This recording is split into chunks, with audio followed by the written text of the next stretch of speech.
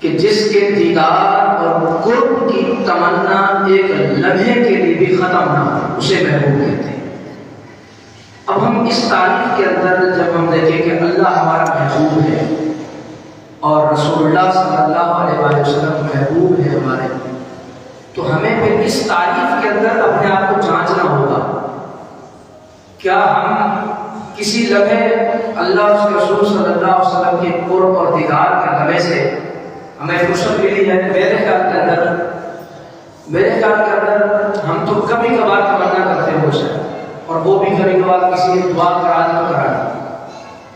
حالانکہ محبوب کی تعریف یہ ہے کہ کبھی کسی ایک لمحے کے لیے بھی محبوب کے قرب کی تمنا کے بغیر نہ گزارے، یہ محبوب ہوتا ہے۔ اب ہمارے یہاں چونکہ اتنی قرب کی لمحات کا معاملہ نہیں ہے، ہم محبوب لفظی طور پر بنائے بیٹھے ہیں اور اللہ اس کے رسول صلی اللہ علیہ وسلم کو لفظی طور پر محبوب مانتے ہیں۔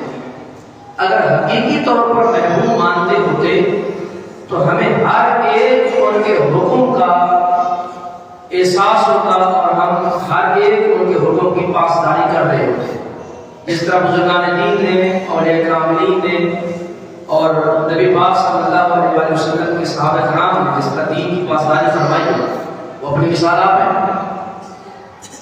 میرے کریم آقا علیہ السلام کے غلاموں یاد رکھو، اللہ تبارک و تعالیٰ کو جو سب سے زیادہ پسند ہے ایمان کے بعد، عمل صالح میں سب سے زیادہ جو پسند ہے وہ ہے تقویٰ۔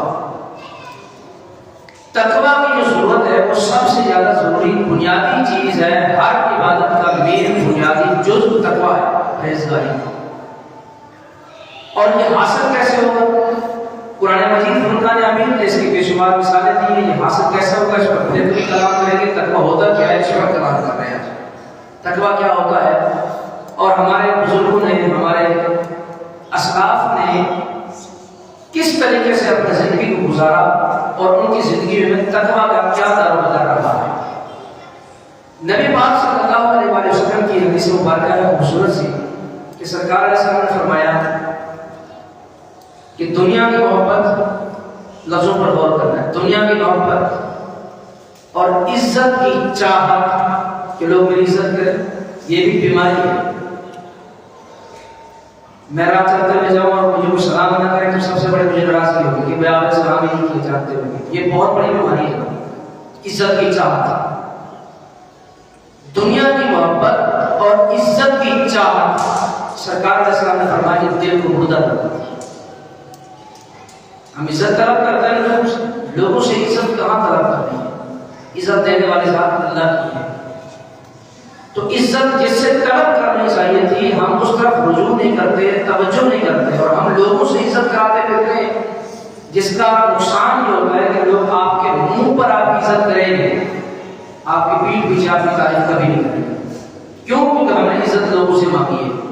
ہم کہتے ہیں تم ہماری عزت کرو، تم کھڑے نہیں ہو سکتے، تم بیٹھ نہیں سکتے، تم ہمارا نام نہیں لے سکتے۔ عزت کی چاہت اور دنیا کی محبت، میرے کریم آقا علیہ السلام نے فرمایا دل کے اندر نفاق کو، منافقت کو اس طرح اگاتی ہے جس طرح پانی سبزے کو اگاتا ہے، جس طرح پانی نہیں ڈالو سبزہ اگاتا ہے۔ سرکار صاحب فرمایا مال کی محبت، دنیا کی محبت اور عزت کی محبت اور چاہت دل کے اندر نفاق کو اسی طرح اگاتی ہے۔ اور پھر میرے کریم آقا علیہ السلام نے فرمایا کہ دو بھیڑیا بھیڑ کا اور بکریوں کا دشمن ہوتا ہے، چیڑ پھاڑ کرنے والا پھر یہ جانور ہے، یہ اتنا دشمن ہوتا ہے، اصلی دشمنی ہے کیا آپس میں۔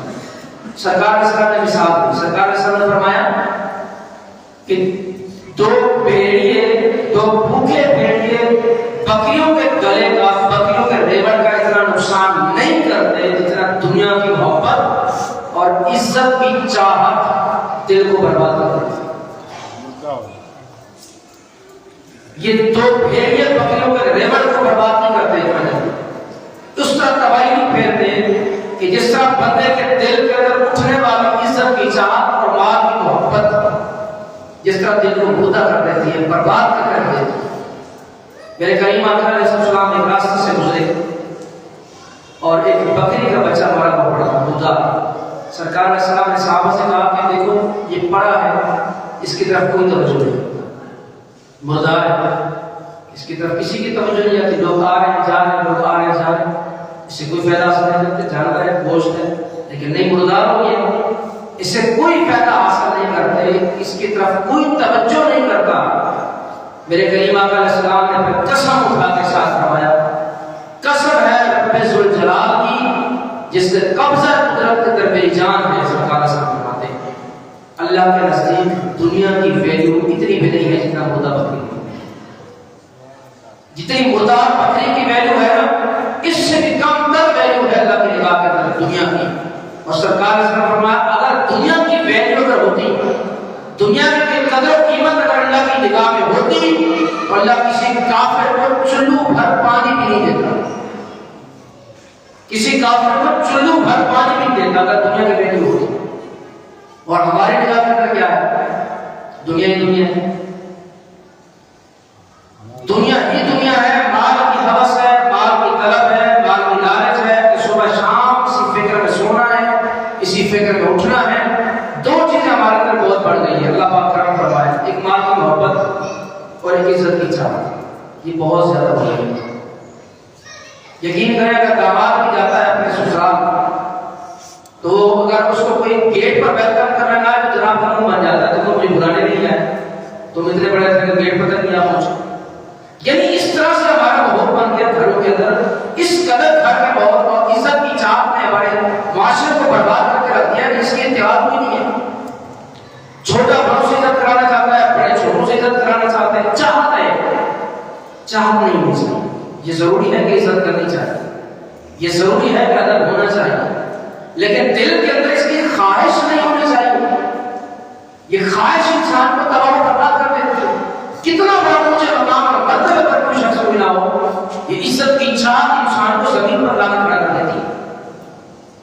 میں اسٹیج پر بیٹھتا ہوں، مجھے اسٹیج پر بلا ہے، میں زمین پر بیٹھ جاؤں تو مجھے چین نہیں آئے گا پوری محفل کے اندر، یہ سکون نہیں آئے گا، کیونکہ مجھے بیٹھنے کی جگہ نہیں وہاں تھی تو میں وہاں بیٹھا نہیں تو مجھے سکون نہیں ملے گا۔ یہ عزت کی چاہت ہے، اس چاہت کو دل سے نکالنا چاہیے۔ میں پھر کہہ رہا ہوں عزت کرنی چاہیے، ادب کرنا چاہیے، یہ ادب دین کا بنیادی جزء ہے۔ ادب دین کی بنیادی اساسوں میں سے ایک، دین کی اساس ہے ادب۔ دین کا دوسرا نام ادب ہی ہے۔ ایک دوسرے کی عزت کرنی ہے، ایک دوسرے کی عزت کرنی ہے اور کرانی بھی ہے، لیکن عزت کی چاہت دل میں نہیں آنی چاہیے۔ اس کے حوالے سے سخت فراہمی مقدسہ موجود ہے، لیکن چونکہ ہمارا یہ پہلو نہیں ہے، آج ٹاپک نہیں ہے۔ سرکار صلی اللہ علیہ وسلم نے فرمایا اگر دنیا کی ویلیو اللہ کی نگاہ میں اتنی ہوتی جتنا یہ مردہ بکری پڑی ہوئی ہے تو اللہ تبارک و تعالیٰ کسی کافر کو چلو بھر پانی بھی نہیں ہے۔ چلو بھر کتنا ہوتا ہے؟ کافر کو اللہ نے دنیا دے رکھی ہے، کافروں کے پاس اتنی دنیا ہے کسی کے پاس نہیں ہوگی نہیں۔ اور آدمی حیرت کرتا ہے کہ جناب دیکھو وہ کافر ہیں، وہ غیر مسلم ہیں، وہ نماز نہیں پڑھتے، وہ کچھ نہیں کرتے، لیکن دیکھو عائش اور آرام کی زندگی گزار رہے ہیں۔ مسلمان اوپر کی زندگی کو دیکھ کر مایوس ہو جاتا ہے۔ تو کیوں مایوس ہوتا ہے؟ کیونکہ تو اس دنیا کے لیے آیا ہی نہیں ہے، تیرے لیے آخرت کے خزانے اللہ نے رکھے۔ امام حسن رضی اللہ تعالیٰ عنہ، امام حسن بن حسن مجتبی رضی اللہ تعالیٰ عنہ، امام حسن بن علی رضی اللہ تعالیٰ عنہ، آپ گھوڑے پر سوار ہو کے جا رہے تھے، یہودی آپ کے قریب آتا ہے اور کہتا ہے پیدل تھا، جس کے پیروں کے اندر جوتے بھی نہیں تھے، وہ اگر آپ سے پوچھتا ہے کہ آپ کے نانا جانے کا فرمان ہے کہ دنیا جو ہے آخرت کی کھیتی ہے، دنیا ملعون ہے اور جو کچھ اس کے اندر ہے وہ سارا کچھ ملعون ہے، لعنت شدہ ہے، اس کی کوئی ویلیو نہیں ہے۔ اور سرکار صلی تمہارے نانا جان کا فرمان ہے کہ دنیا مومن کے لیے قید خانہ ہے اور کافر کے لیے جنت ہے، لیکن میں یہاں الٹ دیکھ رہا ہوں، آپ گھوڑے پر سوار ہیں اور میں پیدل چل رہا ہوں، میرے پاس پاؤں کے جوتے بھی نہیں ہیں، تو دنیا یہ میرے لیے جو ہے قید خانہ بنی ہوئی اور آپ کے لیے جنت بنی ہوئی، آپ گھوڑے پر سوار ہیں۔ امام حسن رضی اللہ تعالیٰ عنہ نے فرمایا یہ سرکار علیہ السلام کا فرمان بالکل برحق ہے، ہمارے نانا جان کا فرمان بالکل برحق ہے۔ اس فرمان کا مطلب یہ ہے کہ اگر کافر کے لیے سرکار نے فرمایا کافر کے لیے دنیا جنت ہے اور مسلمان کے لیے اگر فرمایا مومن کے لیے قید خانہ ہے، اس کا مطلب یہ ہے کہ یہ مقابلہ کرایا جا رہا ہے آخرت کے ساتھ، جو اللہ تبارک و تعالیٰ نے کافر کے لیے آخرت میں عذاب کی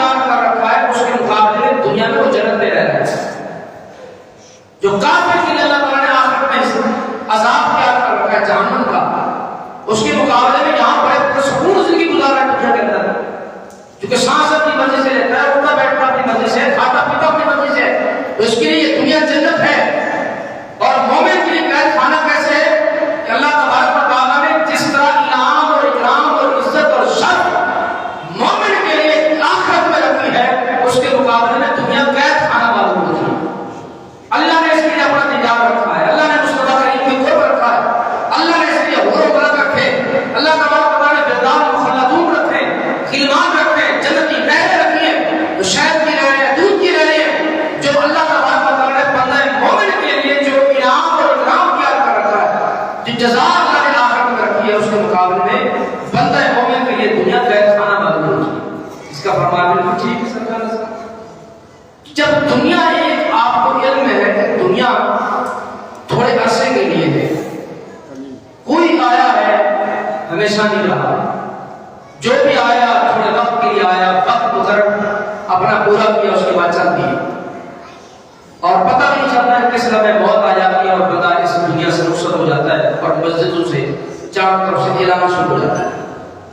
फिर जो अपने भी थे वो भी नहीं आ पाते, और अगर आते भी हैं तो वो कम से कम से इतना करते हैं, वो जनाजा पढ़ते हैं, फिर उसके बाद रुखसत हो जाते हैं। जिनके लिए दुनिया की नेमतें, जिनके लिए हज़रत उमर रज़ियल्लाहु अन्हु फरमाते हैं, आप फरमाते हैं कि रिस्क के अगर 10 हिस्से किए जाए, रिस्क के माल के, तो रिस्क के खाने वाले की अशिया की, क्योंकि रिस्क सिर्फ खाने की अशिया पर इस्तेमाल नहीं होता, रिस्क का लफ्ज अरबी के अंदर सिर्फ खाने के लिए इस्तेमाल नहीं होता। हमारे यहाँ लोग कहते हैं ये रिस्क है, अगर रोटी पड़ी तो नीचे कहते हैं रिस्क है, इसको उठा लो खा लो। रिस्क का जो अरबी के अंदर माना है और जो इसकी इस्तेलाह इस्तेमाल होती है, वो गॉड गिफ्टेड के लिए इस्तेमाल होती है कि अल्लाह ताला ने जो तुम्हें दिया है, जो तुम्हें अता किया है, वो सेहत भी अल्लाह का रिस्क होती है, वो माल भी अल्लाह का रिस्क होता है, वो औलाद भी अल्लाह का रिस्क होती है, और हुस्न और जमाल भी अल्लाह का रिस्क होता है, घर भी अल्लाह का रिस्क होता है। ये जो कुछ भी अल्लाह तबारक व तआला ने इंसान को, हज़रत इंसान को दिया होता है, वो अल्लाह की तरफ से रिस्क हुआ करता है। हज़रत उमर रज़ियल्लाहु अन्हु फरमाते हैं अगर रिस्क के 10 हिस्से किए जाएं, आप रज़ियल्लाहु अन्हु फरमाते हैं कि फिर मैं 10 हिस्से में से 9 हिस्से इसलिए छोड़ देता हूं कि अल्लाह की बारगाह में हिसाब देना पड़ेगा, 9 से छोड़ देता हूं, हिसाब देना पड़ेगा अल्लाह की बारगाह में। हज़रत उमर रज़ियल्लाहु अन्हु के बारे में आप पढ़े तो हज़रत उमर रज़ियल्लाहु अन्हु ने गोश्त नहीं खाया, गोश्त नहीं खाया। आप तलब करते थे दिन के अंदर, आपका दिल मांगता था कि गोश्त खाया जाए, आपने गोश्त नहीं खाया। आप रज़ियल्लाहु अन्हु से पूछा कि अमीरुल मोमिनीन गोश्त खाना चाहिए, खाया जाए, लेकिन आपने फरमाया मेरा दिल चाहता है गोश्त हो, भुना जाए, पकाया जाए, और जब उसको मेरे सामने रखा जाए तो मैं ये सोच कर आपको रोक लेता हूं कि कल क़यामत में अल्लाह इसके बारे में मुझसे पूछेगा तो मैं जवाब क्या दे। दुनिया की मोहब्बत दिल से जब निकल जाती है तो हाल ही होता है। दुनिया की मोहब्बत दिलों से निकलने का वक्त जब आता है ना, तो अल्लाह कर्म क्या फरमाता है, हज़रत अबू बकर सिद्दीक़ रज़ियल्लाहु तआला खलीफतुल मुस्लिमीन, खलीफतुल्लाह बिला खिलाफत, खलीफतुर रसूल बिला फस्ल, अल्लाह के रसूल के खलीफा है, पहले खलीफा मुसलमानों के, शान, मकाम, अज़मत, इज्जत, रिफत, बुलंदी अगले महीने बयान करेंगे कितनी बड़ी बात है। लेकिन जब आप नमाज के लिए खड़े होते थे, क्योंकि दुनिया की मोहब्बत नहीं है उनके अंदर, जब नमाज के लिए खड़े होते हैं हज़रत अबू बकर सिद्दीक़ रज़ियल्लाहु तआला, तो आप लोगों से कहते हैं ऐ आदम, ऐ आदम की औलाद, उठो खड़े हो जाओ नमाज पढ़ो, उठो खड़े हो जाओ नमाज पढ़ो। हज़रत आयशा रज़ियल्लाहु तआला फरमाती है, जिसकी रावी है कि आप रज़ियल्लाहु तआला फरमाते हैं कि जब नमाज का वक्त आता तो सरकार अलैहिस्सलाम हमें नहीं पहचानते थे। जब नमाज का वक्त आता तो सरकार हमें नहीं पहचानते थे। वो क्या करते थे, अल्लाह से दुआ तालियां करते थे और अल्लाह के हुक्म पर हाजिर हो जाए। हमें नहीं जानते थे, हमें नहीं पहचानते थे नमाज के बाद। हज़रत अबू बकर सिद्दीक़ रज़ियल्लाहु तआला फरमाते हैं कि ऐ इब्ने आदम, उठो खड़े हो जाओ, नमाज पढ़ो, नमाज अदा करो। आज देखो ना, हम सिर्फ नमाज पढ़ते हैं सवाब के लिए, सारे आए कि जुमा में पढ़ना चाहिए, जुमा में पढ़ना चाहिए, जुमा में पढ़ना चाहिए। कितने जुमे पढ़ लिए हम लोगों ने, कितने बयान हमने सुन लिए, इस्लाम की पूरी वजह ये है कि इस्लाम दुनिया से आते ही जुमा पढ़ने आते, वजह नहीं है कि हम जो है जुमा पढ़ने के लिए आते हैं, नमाज पढ़ी और इस्लाम की नीयत से नहीं आते। اصلاح کی نیت سے جب آئے گا کہ انسان کو ہر جملے کے اندر کئی موتی میری گفتگو سے نہیں، لوگوں کے اٹھنے بیٹھنے سے بھی بہت سارے موتی مل جاتے ہیں، لوگوں کے ملنے جلنے سے بھی انسان کو موتی مل جاتے ہیں۔ اگر کوئی نصیحت حاصل کرنے والا ہو، اگر کوئی نصیحت حاصل کرنے والا ہو تو پتھروں سے بھی نصیحت حاصل کر لیتا ہے، اگر کوئی نصیحت حاصل کرنے والا ہو تو لکڑی سے بھی نصیحت حاصل کی جا سکتی ہے، لیکن اگر نصیحت حاصل کرنے والا نہ ہو تو پورا قرآن بھی اس کو نصر انداز نہیں ہوگا، پورا قرآن بھی اس کو نصر انداز نہیں ہوگا۔ حضرت بکر صدیق رضی اللہ عنہ تو یہ نیت لے کر آیا کریں کہ ہم اپنی اصلاح کریں، میں اپنی اصلاح کے لیے آؤں، آپ اپنی اصلاح کے لیے، ہر آدمی اگر ہر آدمی مسلح بن کر آئے گا، اصلاح یافتہ بن کر آئے گا تو پھر رزلٹ کیا ہے؟ سارے کو اصلاح چکا ہے، سارے کو اصلاح ہوئی بھی ہے، تو پھر کھڑے کرتے نماز پڑھتے ہیں، نماز پڑھیں گے اور آئیں گے جمعے کے اندر بیان کی ضرورت کیوں پیش آتی ہے؟ وجہ یہی ہے نا کہ دین کی تعلیمات آپ تک پہنچے، دین کی تعلیمات امت مسلمہ تک پہنچائی جائیں خطبے کے ذریعے، بیان کے ذریعے، تاکہ ہم ان تعلیمات کو اپنا اوڑھنا بچھونا بنا کر اپنی آخرت کو سنوار سکیں۔ یہی مقصد ہوتا ہے، کاش کہ یہ مقصد ہمیں سمجھ میں آ جائے، دل میں اتر جائے۔ حضرت بکر صدیق رضی اللہ عنہ فرمایا کرتے تھے، اے ابن آدم اٹھو، کھڑے ہو جاؤ، نماز کا وقت ہو گیا، کھڑے ہو جاؤ۔ تو آگے پتہ کیا ارشاد فرماتے اٹھو اٹھو، اس آگ کو بجھاؤ جو تم نے خود جلا رکھی ہے، اس آگ کو بجھاؤ جو تم نے خود جلا رکھی ہے، اٹھو کھڑے ہو جاؤ، رب کے غضب کو ٹھنڈا کرنے کے لیے رب کی نماز ادا کرو۔ رب کے غضب کو اگر ٹھنڈا کرنا چاہتے ہو، وہ جو جہنم کیا بھڑک رکھی، بھڑکا رکھی ہے تم لوگوں نے اپنے آنکھوں سے، تو لہذا اس کو ٹھنڈا کرو۔ ایک بہت بڑے محدث گزرے ہیں، مفسر گزرے ہیں، قرآن کی تفسیر انہوں نے لکھی ہے، فرماتے ہیں کہ میری والدہ ماجدہ نے مجھے کہا کہ بیٹا آگ لے کر آؤ۔ پرانے دنوں میں ماچس ہوتی نہیں تھی، تینیاں ہوتی نہیں تھی، پتھر کو پتھر پر رگڑتے تھے آگ پر، یا کہیں آگ چل رہی ہوتی تھی وہاں سے وہ کوئلہ وغیرہ اٹھا کے جائے تو اپنے گھر میں آگ لگا۔ ایسا ہوتا تھا کہ بچوں کو کیا پتا، یہ بچے تو جدید دور کے اندر لیٹر کے دور کے اندر آئے، یوں بٹن دبایا تو یہ یوں آگ تھا۔ اب ہم نے بھی اس دور کو دیکھا ہے کہ جناب جس وقت لالٹین کے اندر بیٹھ کر پڑھا کرتے تھے، ہمارے والد گرامی اللہ کی مغفرت فرمائے، تو جب ہم پڑھا کرتے تھے، جب لائٹ اور بیٹری میں تھے تو ہمارے یہاں لائٹ کا تصور تو تھا، لیکن بہت کم تصور تھا لائٹ کا، گاؤں دیہات میں بہت کم تصور تھا لائٹ کا۔ جب رات کو لائٹ کا چلے جانا تو پھر والد صاحب فرماتے تھے کہ لالٹین کا چراغ جلاؤ اور اس کی روشنی میں بیٹھ کر پڑھو۔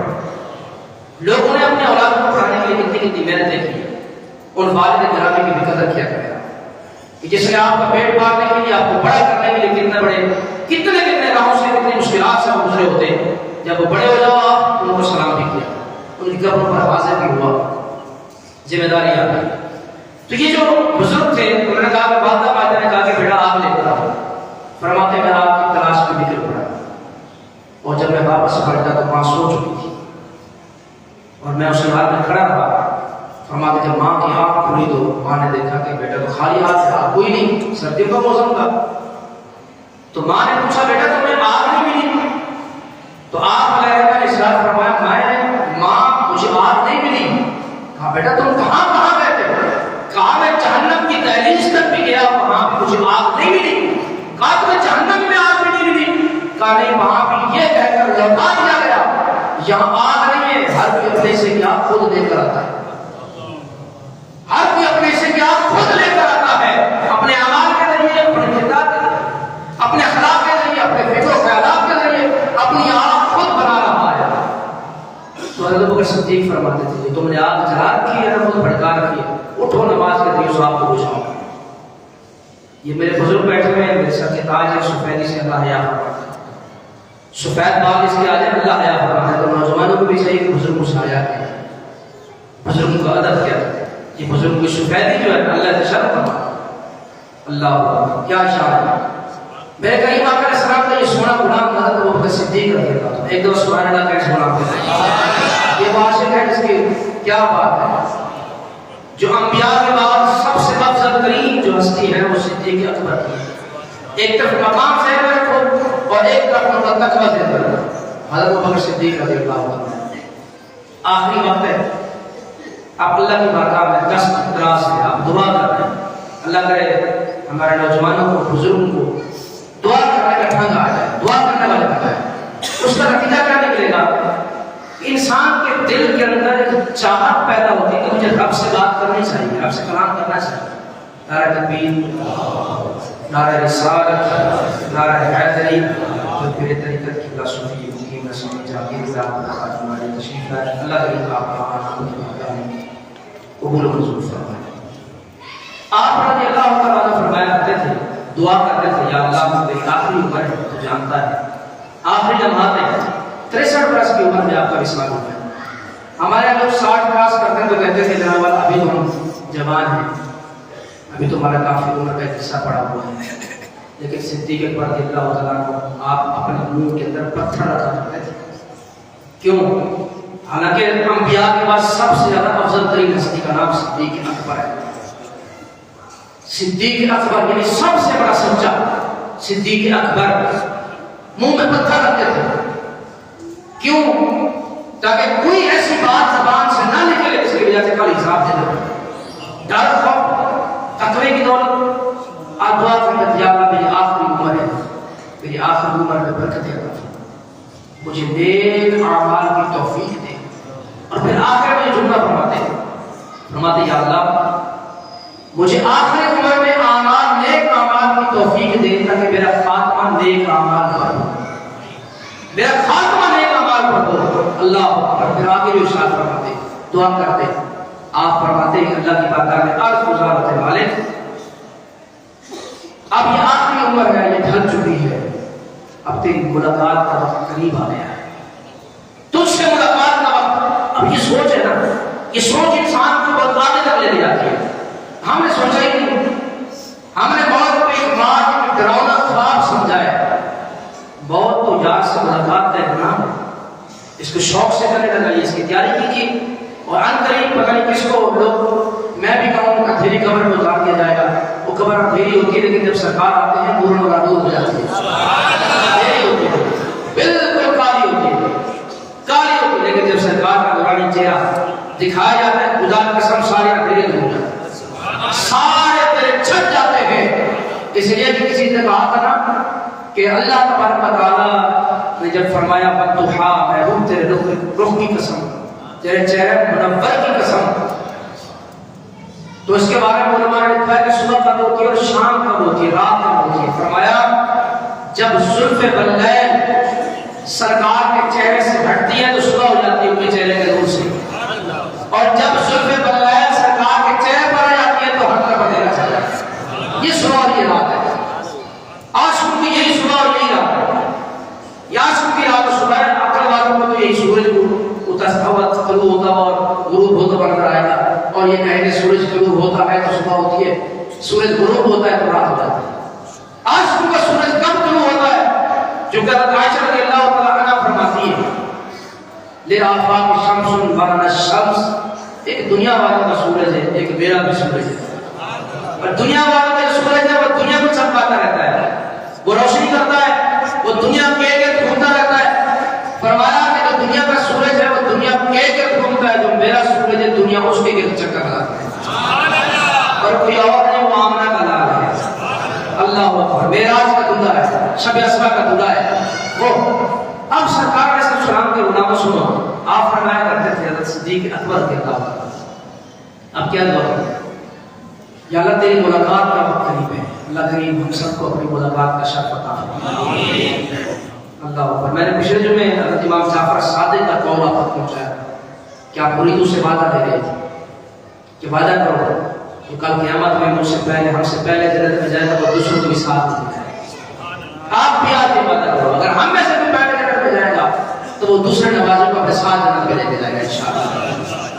اللہ کرے اللہ کرے اللہ کرے ہم ایک دوسرے کے لیے جنت میں جانے کا سبب بنے، جنت میں لے جانے کا سبب بنے ہم ایک دوسرے کے لیے. یہی دنیا کا مقصد ہے، دنیا میں رہنے کا مقصد ہے. تشریف فرماؤ. درود شریف اللہ صلی اللہ علیہ وسلم. کچھ کلندر ہوتے ہیں جن کی وجہ سے یہ نظام چل رہا ہوتا ہے اور ہمارا نظام تو چل ہی ہے، ہندی میں زیادہ چلتا ہے، ہماری کوئی ویلیو نہیں ہے. ہمارا درود شریف اللہ صلی اللہ علیہ وسلم.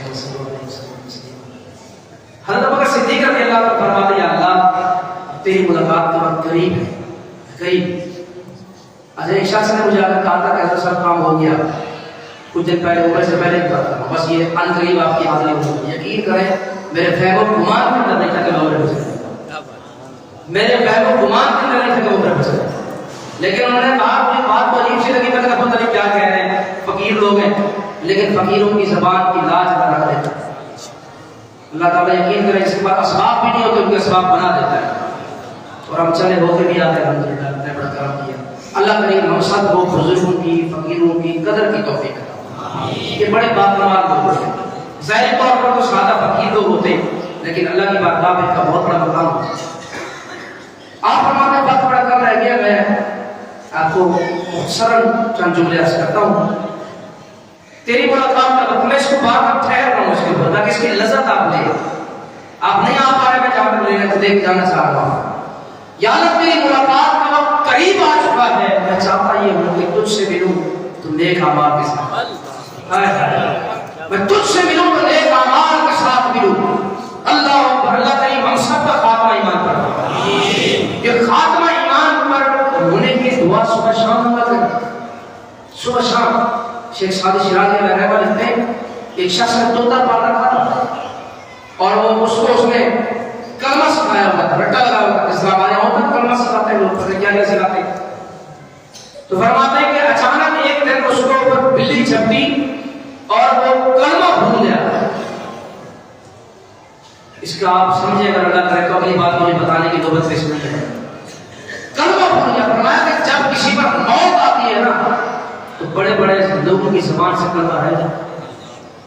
بڑے بڑے طاقتور کبھی لوگوں کی زبان سے کلمہ رہ جاتا ہے. شیخ سعدی شیرازی اس واقعے کو بیان کرتے ہوئے روتے تھے.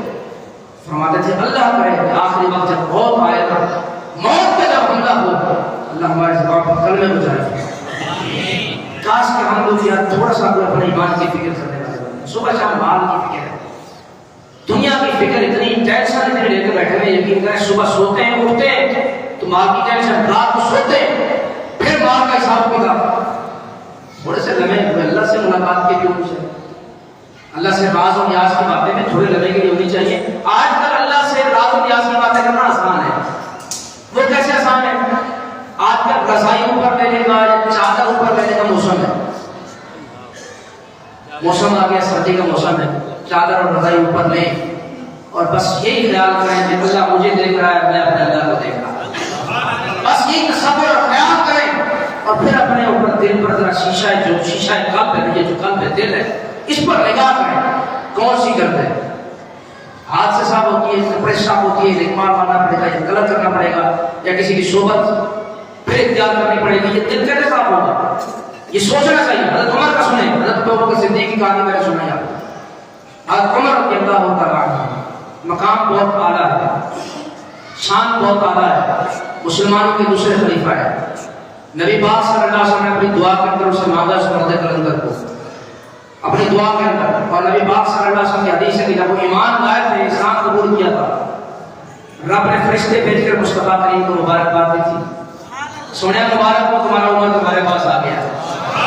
اسلام قبول، آسمان پر شہنائیاں تھی، جشن تھے فرشتوں کے اندر کہ عمر کے ساتھ جری جوان اسلام قبول کر گیا. اس کے لیے دین کو بہت بڑی تقویت ملی. وہ عمر کا آپ تذکرہ سنیں. حضرت عمر رضی اللہ تعالیٰ عنہ فرماتے اینٹ، کچی اینٹ کو دیکھتے، کچی اینٹ کو دیکھتے، پکڑتے، اٹھاتے اور کہتے کاش کہ میں اینٹ ہوتا، میں عمر نہ ہوتا، کاش کہ میں اینٹ ہوتا. مقام دیکھیں آپ، عمر بیٹھے رہتے اللہ تعالیٰ دھوپ کے اندر بیٹھے ہوئے، آپ کے پسینہ مبارک آپ کے ماتھے پر پسینہ آ رہا ہے. بیوی قریب بیٹھی ہو، عمر تمہارا ماتھے پر پسینہ آ رہا ہے. تو عمر رضی اللہ تعالیٰ نے سورج کو یوں دیکھا.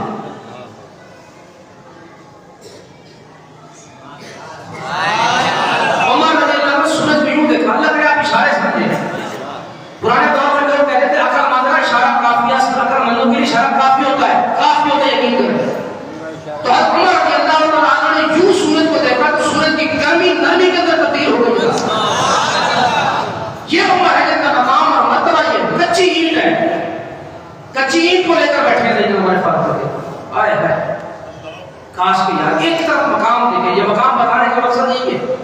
ایک طرف مقام دیکھو، دل کا مقام بڑا ہوتا ہے، دل کے اندر درد بھی بڑا ہوتا ہے. ان کے دماغ کے اندر، ان کے سوچ کے اندر، خیال کے اندر، فکر کے اندر ایک تقوی کی ایک دولت ہوتی ہے جس کی کوئی انتہا نہیں، بہت بڑا جناب اس کو بیان نہیں کیا سکتا۔ عمر رضی اللہ عنہ فرماتے ہیں کچی اینٹ، کاش میں کچی اینٹ ہوتا تو پھر آگے پتہ کیا کہتے ہیں، کاش کو عمر کو ماں نے جنا نہ ہوتا، کاش عمر اس دنیا میں آیا ہی نہ ہوتا۔ کیوں؟ تاکہ عمر کو حساب کتاب دینا پڑتا۔ آیا یار حساب ہونا نہیں ہوتا، دینا حساب ہے، کیسے دیں گے؟ یہ تو سوچ رہے ہیں نا، حساب دینا ہے ہم نے۔ یقین کریں یہ طالب علم جو بیٹھے ہیں، اسٹوڈنٹ بیٹھے ہیں، سر صاحب کو دیکھ کر مجھے اسٹوڈنٹ یاد آ جاتے ہیں، اللہ کریم ان کو اور ترقی عطا فرمائے۔ اسٹوڈنٹ جو ہوتے ہیں نا، ان کا کام آپ دیکھا کریں، جب پیپر قریب آتے ہیں ٹینشن لے کے گھومتے پھرتے ہیں کہ آپ صاحب کو پیپر بتا دیں کیا آئے گا، کوئی ریویژن ورک، کوئی آسان تھا، کوئی امپورٹنٹ بتا دیں، ایسا ہوتا ہے۔ بچے جانتے ہیں اس بات کو، حساب دینا ہے تو پھر ٹینشن، حساب جب قریب آتا ہے، جب ٹیسٹ کا دن قریب آتا ہے تو ٹینشن ہوتی ہے، نیند نہیں آتی رات کو، پریشان، کبھی دائیں جاتے ہیں، کبھی دائیں جاتے ہیں، کبھی اس کے پاس، کبھی اس کے پاس، کبھی اس کے در، کبھی اس کے در، کبھی آس کی تیرا شکریہ میں کہاں سے گزر گئے۔ تو پھر یہ جو ہوتا ہے پھر دائیں بائیں گھومتا ہے انسان، کبھی ادھر جاتا ہے، کبھی ادھر جاتا ہے۔ ٹیسٹ کا ایک غم، ٹیسٹ کا ایک خوف، حساب کا ایک خوف، ایگزام کا ایک خوف۔ تو ہم نے بھی تو یہ تو ایک سال کا حساب ہے، 6 مہینے کا ایگزام ہوتا ہے، یا 1 مہینے کا منتھلی ٹیسٹ ہوتا ہے، اس کے لیے اتنی ٹینشن ہوتی ہے۔ پوری زندگی کا ٹیسٹ آپ نے اور میں نے دینا ہے، اس کی ٹینشن کون لے گا؟ اس کے بارے میں کون سوچے؟ میں نے سوچنا ہے، آپ نے سوچنا ہے، ہر ایک فرد نے سوچنا ہے اللہ کے ساتھ۔ جس طرح آپ جمعے کے اندر یا مساجد کے اندر موجود ہوتے ہو، دیگر نمازوں کا اگر مسجد میں آپ کیوں نہیں آتے، یہ میں نے اور آپ نے سوچنا ہے۔ مجھے اس بات کا احساس ہونا چاہیے کہ اللہ نے صرف میرے اوپر جمعہ فرض نہیں کیا ہے، میرے اوپر اور نماز بھی فرض کی ہے۔ سیدنا عمر فاروق رضی اللہ تعالیٰ عنہ، آپ کیا خوبصورت ارشاد فرماتے ہیں۔ حضرت عمر رضی اللہ عنہ کے بارے میں آتا ہے کہ آپ کے یہ جو آنسو، آنکھ مبارک تھی نا، اس آنسو اتنی تیزی کے ساتھ اور ہم وقت گرتے رہتے تھے، ہم وقت گرتے رہتے تھے آنسو، کہ ان آنسو کی وجہ سے یہاں 2 سیاہ لینے پڑتے تھے۔ عمر فی الجنہ کا لقب سرکار نے دیا ہے کہ عمر جنت میں ہے رضی اللہ تعالیٰ عنہ، جن سے شیطان بھاگتا ہے، جن کے نام سے بھاگتا ہے، جن کے سائے سے بھاگتا ہے۔ خوف کا عالم دیکھیں، ہمارے پاس پلے کچھ نہیں ہے، امیدوں کے مینار اتنے بڑے ہیں کہ وہاں تک پہنچ نہیں سکتا۔ تقویٰ کا ہمارا معیار اتنا بڑا ہے کہ جناب کہ وہاں تک کیا اس کی گہرائی کو، اس کی اونچائی کو بھی یہاں نیچے کھڑا ہو کر کوئی نہیں دیکھ سکتا۔ اتنے ہم متقی اور پرہیزگار بنے ہوئے ہیں، عمل ہے کچھ نہیں، امیدوں کے پھول ہم نے کتنے پاتے ہیں۔ سیدنا کہ آپ دل میں بھی نہیں سوتے تھے اور رات کو بھی نہیں سوتے تھے، ہو سکتا ہے ممکن ہے؟ آپ بتائیں ممکن ہے؟ کہتے تو آپ مان لیتے ہیں کہ ممکن تو نہیں ہے، ایسا ہی ہے نا کہ دن کو بھی بندہ نہ سوئے اور رات کو بھی نہ سوئے، 2 دن تو جا سکتے ہیں۔ لوگ یقین کریں آ کر کہتے ہیں آنکھ میں ان کی لال ہوتی ہے، 24 گھنٹے میں سویا نہیں میں جاگ رہا ہوں، خوشی کے موقع پر جاگ رہا ہوں تو یہ انسان اللہ نہ کرے کوئی پریشانی تو جاگ رہا ہوں، ادروائز ایسے نارمل حالات کے اندر انسان نہیں جاگتا ہوتا، کبھی نہ کبھی سو جاتا ہے۔ لیکن سیدنا عمر فاروق رضی اللہ عنہ کے بارے میں آپ پڑھیں تو یہ آپ کو ملے گی کتابوں کے اندر کہ وہ دن کے اندر بھی نہیں سوتے تھے، دن میں بھی نہیں سوتے تھے، اور رات کو بھی نہیں سوتے تھے۔ پوچھا گیا امیر المومنین آپ سوتے نہیں ہیں دن کو بھی اور رات کو بھی، لیکن جب آپ کبھی کبھار بیٹھے ہو، یہ سرکار کا طریقہ تھا۔ ابھی ممبر پر میں اس طرح بیٹھ نہیں پا رہا کہ سرکار نے سب سوال یوں آپ کو یوں پکڑتے تھے، جس طرح ہمارے یہ ریان میں بیٹھے ہوئے اس طرح پکڑ کر سرکار نے سسرال بیٹھا کرتے تھے کبھی کبھار، اور سرکار نے کبھی کبھار اپنے کمر پر باندھ لیا کرتے تھے۔ سرکار سے کپڑا مبارک ہوتا تھا، اس کو یوں کیا اور یوں باندھ کے جٹ وغیرہ باندھتے ہیں، دیہات میں جٹ وغیرہ دیہات میں وغیرہ باندھتے ہیں، آپ بھی کبھی کبھار سرکار کی سنت سے باندھ دیا کریں، کمر کا درد انشاءاللہ ٹھیک ہو جائے گا۔ لیکن جو بزرگ اللہ نہ کرے کسی کو تکلیف ہے تو ایک سنت کی نیت سے باندھ لیں، ہر سنت میں شفا بنا رکھیے، سرکار کے طریقے میں شفا شفا۔ تو سیدنا عمر فاروق بیٹھے بیٹھے کبھی کبھار اونگ آ جاتی تھی، آپ بیٹھے بیٹھے اونگ آ جاتی تھی، نیند نہیں، اونگ اور نیند میں بڑا فرق ہوتا ہے، اس لیے اللہ تعالیٰ نے اس کو الگ بیان کیا ہے، لا تأخذہ سنۃ ولا نوم۔ اللہ نے قرآن پاک میں اونگ کو نیند کو الگ الگ بیان کیا ہے، نہ اسے اونگ آتی ہے نہ اسے نیند آتی ہے، اللہ کو نہیں آتی اونگ اور نہ نیند آتی۔ سیدنا عمر فاروق کے لوگ اونگ آ جاتی تھی آپ کو، اور پھر پوچھتے تھے لوگ کہ حضرت آپ سوتے نہیں رات کو، آپ دل کو نہیں سنتے. اب اگر آپ کسی محفل کے اندر بیٹھے ہوئے ہوں اور آپ یوں کر کے پھر آپ کو اونگ آ جاتے تو پوچھیں گے سر رات کو کیا کر رہے تھے آپ؟ رات کو آپ سوئے نہیں, دن میں آپ نہیں سوئے. تو سیدنا عمر فاروق کو پوچھا گیا کہ آپ سوتے نہیں رات کو؟ تو سیدنا عمر فاروق فرماتے ہیں رات کو اگر میں سوتا ہوں تو عمر کو آگے حساب دینا ہے. یہ بات عمر کو سونے ہی نہیں تھی.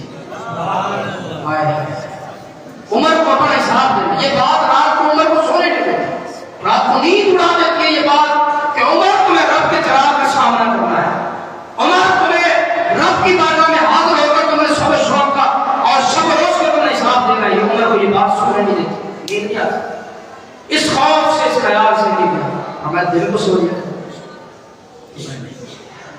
رات کو اپنا حساب کا خیال ہوتا ہے, دن میں میری جو رعایا ہے اس کا کام مجھے سونے نہیں دیتا, کیونکہ ان کے بارے میں مجھ سے اللہ پوچھے گا عمر تمہاری حکمرانی کے اندر تھے نا, تکلیف انہیں کیسے پہنچی, مجھے ان کا خیال ہوئی دل کو سونے نہیں. یہ ہمارے اکابرین تھے, یہ ہمارے بڑے تھے جنہوں نے یہ کام کیے. اور پھر سیدنا عمر فاروق رضی اللہ عنہ کون کون سا تذکرہ سنا ہے. سیدنا عثمان غنی کی بارگاہ سے فیض لیتے, مولا علی کی بارگاہ سے فیض اگلے جمعے لیں گے انشاءاللہ.